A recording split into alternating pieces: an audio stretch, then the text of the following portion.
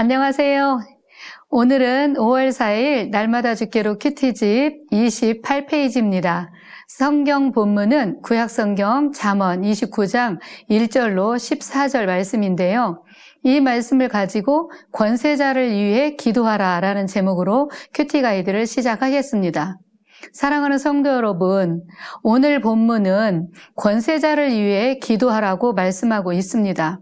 그렇다면 왜 권세자를 위해 기도를 해야 할까요? 그것은 당연히 권세를 가진 지도자들이 바로 세워져야 나라가 든든하고 백성된 우리가 평안한 삶을 살 수 있기 때문입니다. 우리는 한 달 전에 나라와 백성들을 위해서 일할 국회의원을 뽑는 선거를 마쳤습니다. 이제 우리가 바라는 것은 그들이 정말 바르고 정직하게 그 역할들을 잘 감당해 주기를 바라는 마음으로 기도하는 것이지요. 내용 관찰 1번입니다. 왕은 무엇으로 나라를 다스려야 할까요? 반대로 버려야 할 것은 무엇일까요? 4절 말씀을 봅니다. 왕은 정의로 나라를 견고하게 하나 뇌물을 억지로 내게 하는 자는 나라를 멸망시키느니라. 아멘. 왕은 지도자로서 다스리는 자요, 재판관이기도 합니다.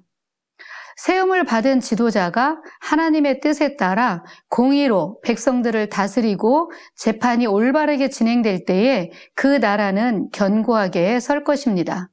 그런데 주어진 권력을 사유화하여 자신의 탐욕을 채우는 일에 급급해서 뇌물을 받고 재판을 굽게 한다면 그 나라는 부패하여 망하게 될 것입니다. 그러므로 지도자는 지도자로서 바르고 정직한 통치를 해야 합니다. 이 지도자는 국가뿐 아니라 사회, 교회도 마찬가지이지요. 어느 공동체이든지 세움을 받은 리더, 대표는 정직함과 진실함으로 다스리고 이끌어 가야 합니다. 이렇듯 지도자는 재물욕이나 권력욕에 사로잡혀서 자기 욕심대로 행하게 되면 그 공동체는 큰 혼란에 빠지게 될 것입니다. 두 번째, 관원이 듣지 말아야 할 것은 무엇일까요?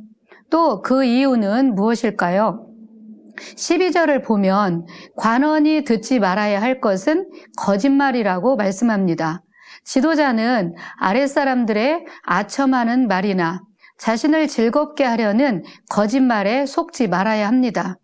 귀가 솔깃해서 아첨하는 말, 자기 귀에 듣기에 좋은 말, 거짓말임을 알고도 분별 없이 그 말을 듣고 어떤 일을 결정하게 되면 그 밑에서 일하는 사람들은 그래도 되는 것으로 생각하고 점점 악을 수용하게 되며 거짓은 만연해질 것입니다. 또 지도자가 자신만 편하고 불편하지 않으면 된다는 식으로 진실에 대해서 무관심하고 진실이 뭐든 상관없다는 식으로 불의에 눈을 감아버리면 그 공동체의 일원들은 점점 악해져 갈 것이며 부패는 심화될 것입니다. 그렇게 되면 진실한 자들은 점점 입을 닫게 될 것이고 그 곁을 떠나게 되면서 거짓된 자들만 주변에 남게 될 것입니다.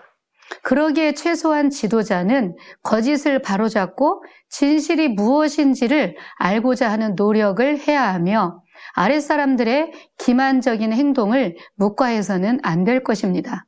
그리할 때 진실을 중시하는 나라요, 또 진실한 백성들로 나라가 세워져 갈 것입니다. 예레미야가 말씀을 선포했던 시기는 이스라엘이 멸망하기 직전으로 거짓이 만연한 시대였습니다.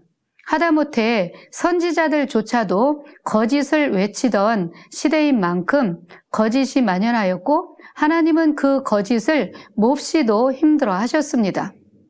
예레미야 9장 4절로 5절을 보면 너희는 각기 이웃을 조심하며 어떤 형제든지 믿지 말라. 형제마다 완전히 속이며 이웃을 다니며 비방함이라. 그들은 각기 이웃을 속이며 진실을 말하지 아니하며 그들의 혀로 거짓말하기를 가르치며 악을 행하기에 지치거늘 내가 사는 곳이 속이는 일 가운데 있도다. 그들은 속이는 일로 말미암아 나를 알기를 싫어하느니라 라고 말씀하고 있습니다.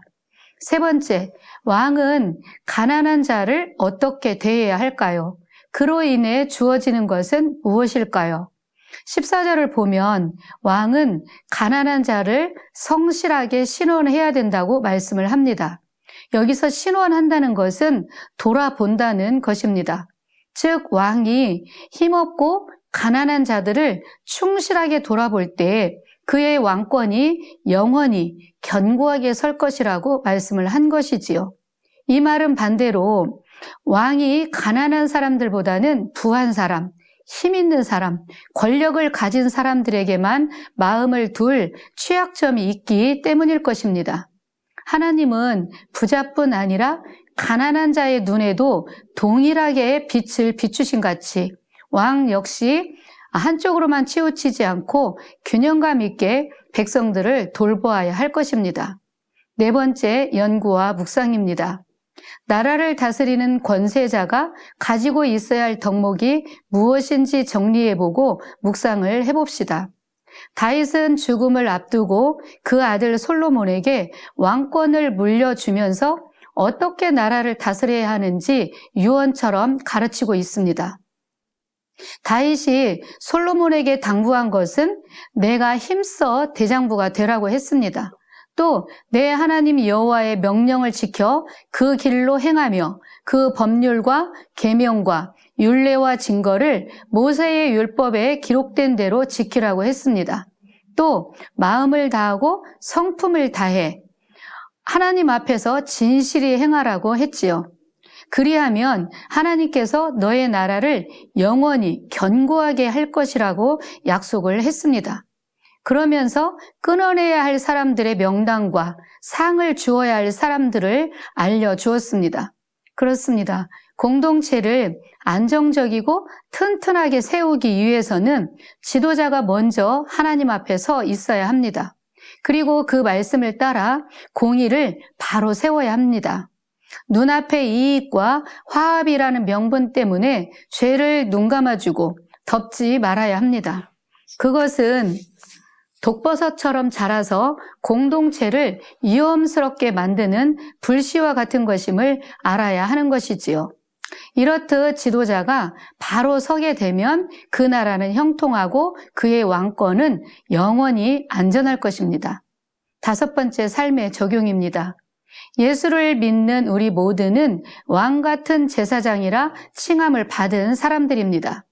그래서 지도자인 나라의 왕뿐 아니라 오늘 우리도 거짓을 분별하고 그 거짓을 멀리 해야 합니다.